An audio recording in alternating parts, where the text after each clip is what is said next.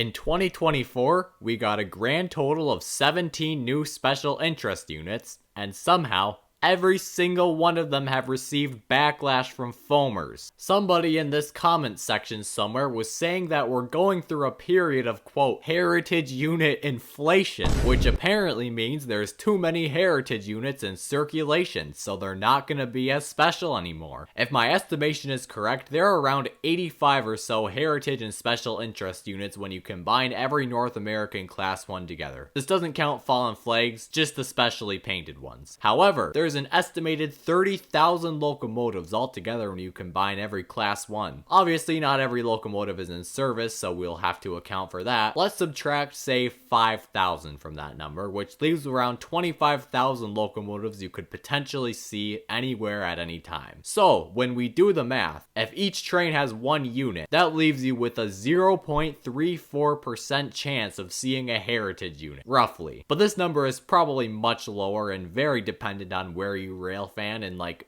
a lot of things since foreign power and all those other factors. But the point stands. The chances of seeing a heritage unit or special interest unit are very small no matter what angle you look at it from. Using the same math, even if there were 1,000 total special units, there would still be less than a 5% chance of ever seeing one. So the whole heritage unit inflation thing is pretty stupid. However, one thing I can't disagree with most people on is that the recent units coming out of the factories have been a little bit on the mid side. Really funny that it's only been the two Eastern railroads, CSX and Norfolk Southern, on this special unit craze. Almost like they're having some sort of competition. First, there's CSX's heritage units, which technically started coming out in 2023, but more than half, 14 of them to be exact, were released this past year, so we can definitely talk about them. I do agree that it's pretty stupid only having a locomotive 3/4 done, but I'm not gonna totally disregard the objective good looks of a few of these locomotives like a lot of people will. And if one happened to come up to my neck of the woods,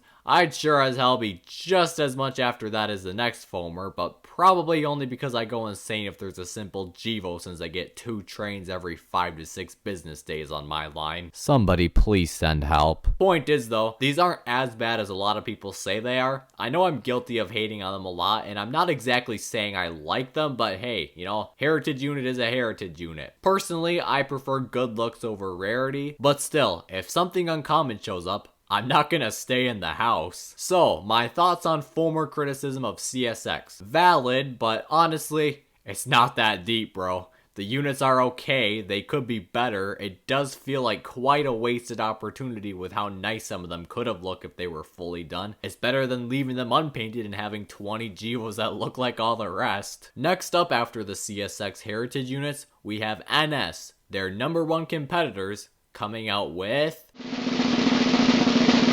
NS 4822, a locomotive made specially to thank the employees who make their operations possible. Many people criticize it for being a crappy PR stunt, which I guess is pretty valid. I find it pretty stupid they pretend to care about their employees by painting a locomotive rather than like actually, I don't know, making their working conditions better. There's a good video going more into depth as to why NS 4822 is so controversial that I'll link in the description below. I'd highly recommend watching that after. The point I personally wanted to make on this unit though is how ugly it is. Right away when I saw this locomotive, I immediately thought of a can of Coke Zero. And I don't know about you, but me personally, that is not a good correlation, seeing as Coke Zero is one of the worst tasting soft drinks known to man, and the cans are downright ugly. The color combination is just bad, especially the way it's executed on this. So, for the criticism of NS 4822, I'm gonna have to say, I fully agree. Definitely a PR stunt, and it doesn't look very good. However, I will still, without any doubt, be running outside like an absolute foamer if this ever happens to show up in my neck of the woods. That doesn't mean I wouldn't change things about it if I could, but hey, one less standard locomotive is one less standard locomotive. Once again, from our favorite derailing and safety lacking Class 1, Norfolk Southern, we got heritage unit number 21, which the public kind of agrees was released to assert dominance over CSX and prove they're the superior railroad since they have one more heritage unit than them now. Although, Norfolk Southern, between me and you, your heritage units will always be miles better than all of CSX's combined because you guys understand something they don't. The fact that you can paint more than 3/4 of the locomotive. Something that was unique about the release of this heritage unit over any other heritage unit released in the history of heritage units. There was actually a class 1 trying to get down to earth with the foamers and asking the public what they would like to see as the next heritage unit. They made a post on Facebook and people were able to comment their thoughts on what they wanted the next heritage unit to be. However, despite Delaware and Hudson seeming to be the popular and frankly obvious option, in my opinion at least, they instead chose the TAG. I think the TAG unit looks very nice, and it doesn't bother me that they painted it on an AC44C6M like quite a few people seem to. As I said before, one less standard looking locomotive is one less standard looking locomotive. I can definitely understand where the frustration comes from with this unit. It is a little strange that they held somewhat of a pull and didn't even end up painting the popular option. I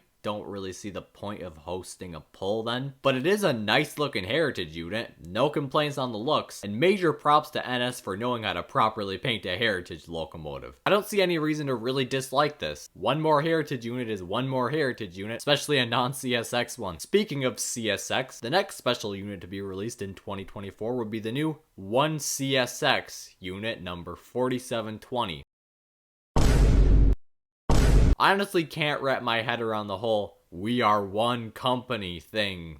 Like, obviously, what was I supposed to think, you were two companies? It's probably just some strange PR stunt similar to NS 4822, although I will argue this looks better. But just because something looks better than 4822, that does not mean it looks good. Let's break this down. Looking at the head-on view of the locomotive. First off, I think the shade of blue they used is decent. However, the orange lettering is stupid. Like I said before, the slogan itself is stupid as well. However, if it was up to me, I would have the lettering be white to match the guardrails, and I would make the text much bigger. I just don't understand why it's so small. Although granted, this would look suspiciously similar to Conrail, but like, there's nothing wrong with Conrail, is there? Now moving to the side, we have the stripe and the lettering, "We are 1CSX. Honestly, the stickers being plastered on there, despite what they are, just make it look messy.